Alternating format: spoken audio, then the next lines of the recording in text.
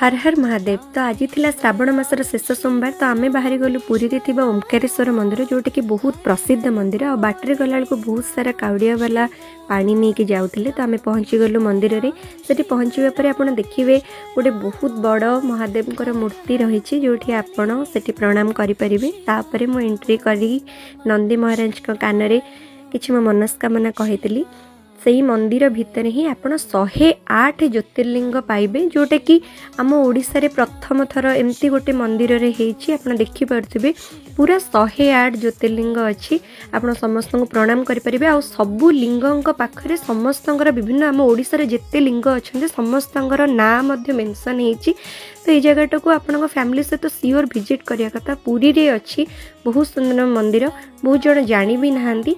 तो तापर आम पद्मनाभ मंदिर को जाइलु, से भितर ही अच्छी बहुत बड़ विष्णुंकर मूर्ति अच्छी। तापर आपण देखिपारे विष्णु हाथ तले शिवलिंग विद्यमान अच्छा, जोटा कि मुझे प्रणाम करेचे। तापर बहुत सेठी शिवंकर एवं विष्णुंकर बहुत सुंदर सुंदर पट्टचित्र रे चित्र हेची। आम महाप्रभु जगन्नाथंकर मध्य बहुत सुंदर सेठी चित्र बनाई।